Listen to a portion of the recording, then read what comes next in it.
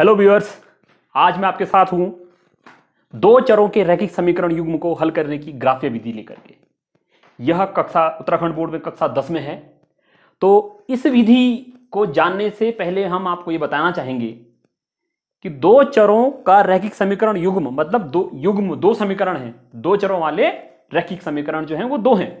तो दो चरों वाला कोई रैखिक समीकरण युग्म जो होता है वो क्या करता है, वो लिखने में तो ऐसा रहता है, देखिए x माइनस वाई बराबर 4, लेकिन दिखने में क्या होता है, वो एक सीधी रेखा होती है। ऐसा कोई भी हमारे पास दो चरों का रैखिक समीकरण हो वो एक सीधी रेखा होती है।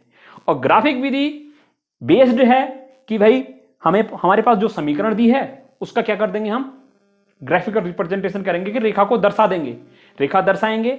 और जब वो दोनों दी हुई रेखाएं जिस बिंदु पर आपस में एक दूसरे को काट देंगी वो क्या होता है, हमारा इसका हल होता है, सॉल्यूशन होता है।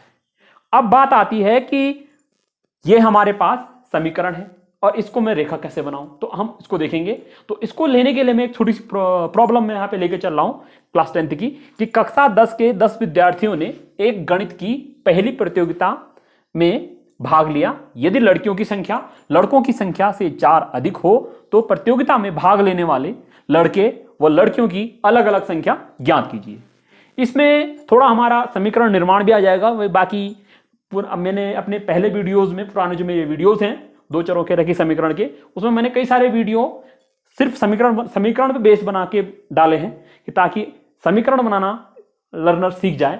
तो आइए देखते हैं। तो सिंपल सी चीज है, कहा गया है कि कक्षा 10 के 10 बच्चे हैं, उनमें लड़के भी हैं लड़कियां भी हैं। तो मानना पड़ेगा हमने लड़कियों को x4 ले लिया, लड़कों को y ले लिया, तो 10 बच्चे हैं तो x प्लस वाई बराबर 10। सीधी सीधी बात आ गई, समीकरण नंबर 1।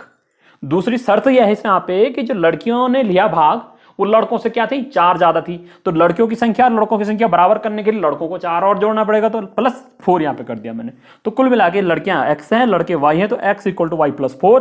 तो y अगर उधर चला जाएगा तो x minus y equal to 4। ये हमारी समीकरण नंबर 2 बन गई। हमें दो समीकरणें मिल चुकी हैं। अब हमारा रास्ता शुरू होता है कि हम इनको रेखाएं कैसे बनाएं। तो रेखाएं बनाने के लिए क्या करते हैं, हम पॉइंट लेते हैं। रेखा तभी बनती है जब पॉइंट मिलते हैं। पॉइंट का मतलब x और y का मान। तो हमें अपनी तरफ से बिंदु लेने हैं रेखा में, कौन कौन से सजेस्ट करने हैं, कोई भी बिंदु हो सकता है उसमें। तो उसके लिए क्या करते हैं, किसी एक चर का मान हम अपनी तरफ से डालते हैं और उसके अकॉर्डिंग दूसरे चर का मान हम निकालते हैं। इस प्रकार से कॉम्बिनेशन बना के 4 या 5 बिंदु हम किसी भी एक समीकरण में निकाल लेते हैं और उनको फिर प्रदर्शित करेंगे। आइए देखते हैं। पहली समीकरण है x प्लस वाई बराबर 10। तो यहाँ पे x के रूप में अगर वैल्यू देखें तो x equal to 10 minus y हो जाएगा। अब देखिए यहाँ पे पहले मैंने y का वैल्यू अपनी तरफ से 2 लिया, तो उसके अकॉर्डिंग x कितना आ गया, 8 आ गया। y 5 लिया, x भी 5 आ गया। y माइनस 1 लिया, x 11 आ गया। y 0 लिया, x 10 आ गया। तो पूरी टेबल मैंने बना दी कि x के अकॉर्डिंग हमने y की वैल्यू कितनी थी। y 0 था तो x 10 था, ऐसे ही माइनस 1 पे 11, माइनस 2 पे 8 और 5 पे 5 था। एक टेबल हमें मिलकर 4 बिंदुओं की। अब दूसरी समीकरण के लिए भी ये काम कर लेते हैं। x माइनस वाई बराबर 4 है तो x बराबर 4 प्लस वाई। तो y का वैल्यू 0 रखा मैंने तो x 4 मिल गया, y 3 तो x 7, y माइनस 2 तो x मिल गया 2 एंड y माइनस 3 लिया तो x क्या मिल गया, 1 मिल गया। इस प्रकार से ये भी मुझे 4 बिंदु यहां मिल गए। अब ये 4 बिंदु मैंने क्यों लिए हैं, ताकि इनकी हेल्प से मैं क्या कर पाऊं, समीकरणों को दर्शा सकूं, रेखाएं बना सकूं। तो ये देखिए यहाँ पे मैंने एक निर्देशांक अक्ष बना है, वाई एक्स और एक्स अक्ष। तो मैं पहले ये कह दूं कि बेहतरीन रिजल्ट के लिए ग्राफ पेपर का यूज करें। मैं यहां पे बोर्ड पे ग्राफ अवेलेबल नहीं है तो मैं उसको एक अनुमानित रूप से इसको ले रहा हूं। तो क्या किया मैंने, इस पे पॉइंट बना दिए 1 2 3 4 5 6 7 8 9 10 11। 11 बिंदु इधर बना दिए, 11 इधर बनाएंगे।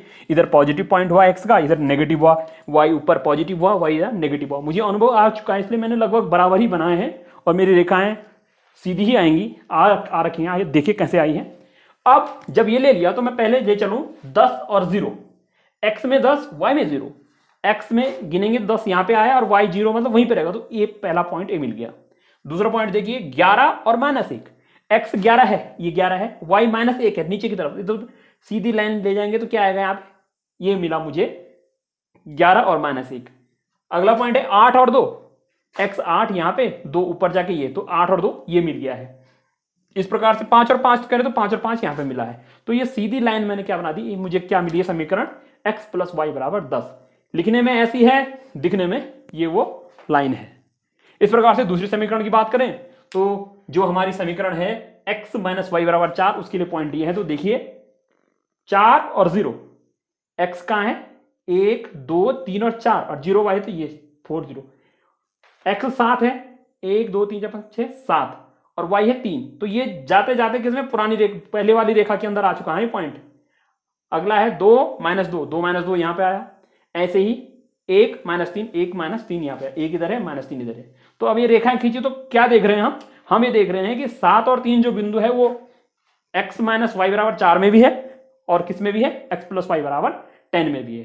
तो देखिए यहां पे कोड लिखा है मैंने कि प्रदर्शित दोनों रेखाएं एक दूसरे को जिस बिंदु पर काटती हैं, या हम ये कहें कि दोनों रेखाओं पर जो बिंदु प्राप्त होता है, बिंदु दोनों रेखाओं पर प्राप्त होता है, वह क्या कहलाता है, समीकरण का हल कहलाता है।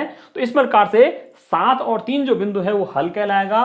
तो कुल मिलाकर इन दोनों समीकरणों को हल करने पर x का वैल्यू 7 और y का वैल्यू 3 आएगा। मैं कह सकता हूं कि लड़कियों की संख्या प्रतियोगिता में भाग ले रही थी जो लड़कियां वो 7 थी और लड़के क्या थे 3 थे। एक बार मैं समराइज करूं तो समराइज करेंगे स्टेप कैसे चलते हैं इस विधि में। सबसे पहले समीकरण का क्या बनाते हैं, रेखा खींचते हैं, रेखा बनाते हैं कि रेखा किस प्रकार से खींचेंगे, बिंदु ले लेते हैं और फिर उन रेखाओं को देखते हैं कि जहां पे वो काट रही हैं वो हमारा सॉल्यूशन होता है। बहुत ही इजी और सिंपल वे में मैंने आपको ये विधि बताई। और जिसने अभी तक मेरा चैनल लाइक नहीं किया है और सब्सक्राइब नहीं किया है तो प्लीज़ मेरा चैनल सब्सक्राइब करें और उसके साथ ही मैं नेक्स्ट वीडियो लेकर के आपके सामने जल्द ही मौजूद हूँगा। Thank you.